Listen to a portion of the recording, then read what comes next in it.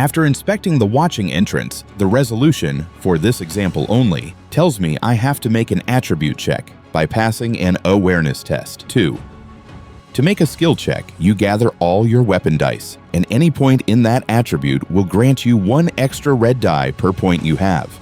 In the example, the Death Knight rolls 1 red and 1 blue dice from his weapon plus 1 red die, since he has 1 skill point in awareness.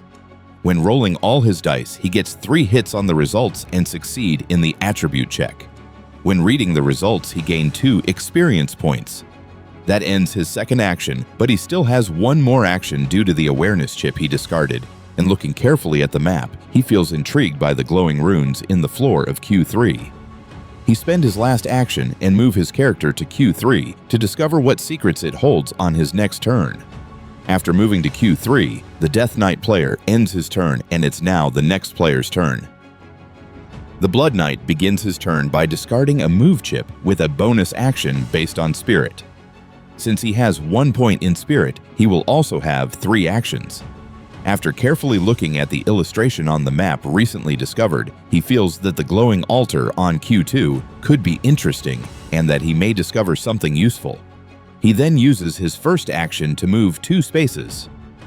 Once on top of the altar, he uses his second action to further explore the quadrant and opens the adventure book on Q2.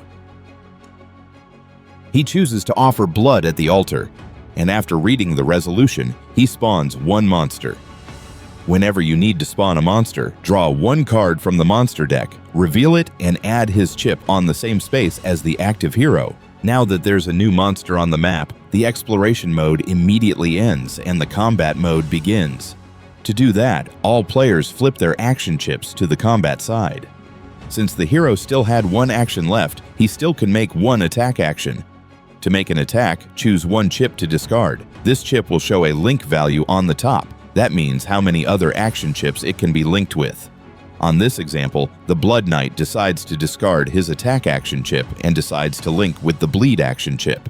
This choice was made because he has the Vow to Ash skill card that states, if the target of your attacks has the bleed condition, roll an extra black die. He's preparing for a more powerful attack on his next turn. He then rolls all his weapon dice.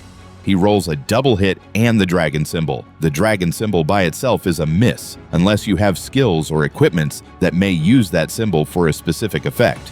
So the total damage from his attack was 2 damage and apply the bleed effect on the monster.